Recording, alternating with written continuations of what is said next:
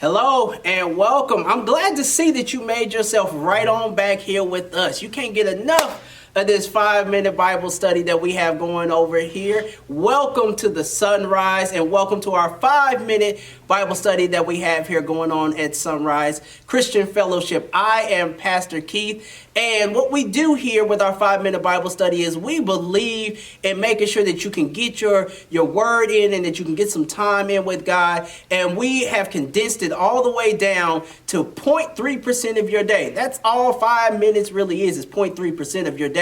And so we are so glad that you decided to join in with us. We are currently in part number 4, the final chapter of our study of the book of Jonah, the prophet Jonah. So we're going to jump into part number 4. I'm going to go ahead and put the timer right here so that we can be honest about our time. 5 minutes is on the clock. We're ready to go, and so is God. And so here we are at the final book in the final chapter of the book of Jonah.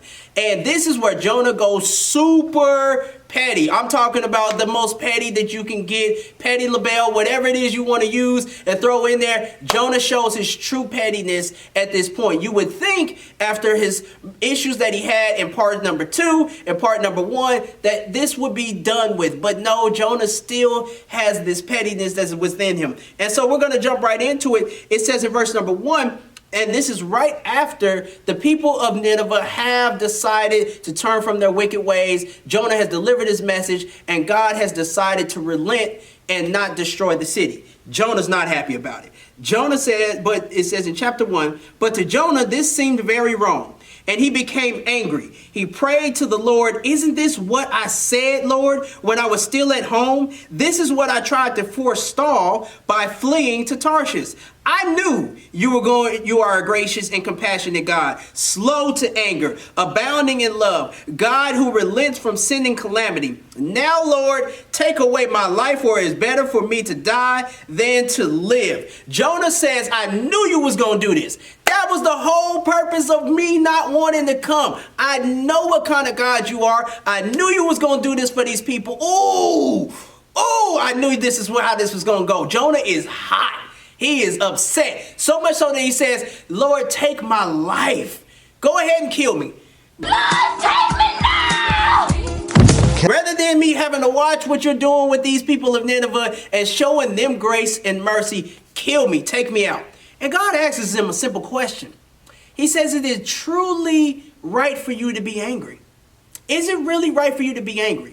My first question to you on today is to really examine what you're upset about and where you're being petty and who you're being petty with. Do you really have a right to be this angry? Do you have a right to be this upset? Jonah continues on. He sits outside the city kind of looking and saying, all right, let's see what God, what else are you going to do? God shows up, gives Jonah a tree and a plant that gives him some shade one day, and then the plant goes away the next day. Jonah gets hot about that all over again and gets upset. So much so that he says once again that God, I am so angry, I wish I were dead. And God says to him something really simple. He says, you're concerned about this plant that you didn't even provide. And you're showing this much concern about a plant. Shouldn't I be concerned about the people of Nineveh, where there's over 120,000 people in there? Shouldn't I be concerned about them, their animals, what they have going on? You're concerned about a plant, and here I am trying to show you how concerned I am about people. Now, the interesting thing about this is there is no wrap up to that. We never find out what happens with Jonah. We don't know if he gets his pettiness finally cured or if God actually does kill him, but that's not the purpose of the story. Just like the whale isn't the purpose of the story or the big fish. The purpose of this story is for you to really examine the cost of your actions, the cost of your witness, the cost of how you do what God tells you to do, the cost of your obedience. We are talking about 120,000 souls, not to mention Jonah was going to have all those sailors that were going to be destroyed as well, all because of his disobedience, because he did not like some people. And he decided to take that pettiness all the way to the grave twice. He does it twice over. Is it truly worth it? Is it really that serious to you?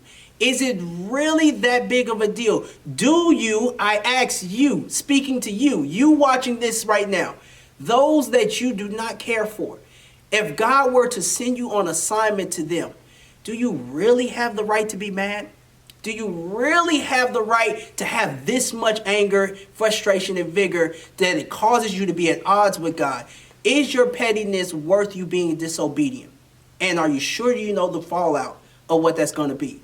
That is our thing, our Bible study on the book of Jonah. I hope you guys enjoyed it. I'm going to do our best to make sure that these things are personified and you guys can feel like you're within the story. Join us next time when we get ready to jump into another 5-minute Bible study. Have a good week. Love you guys.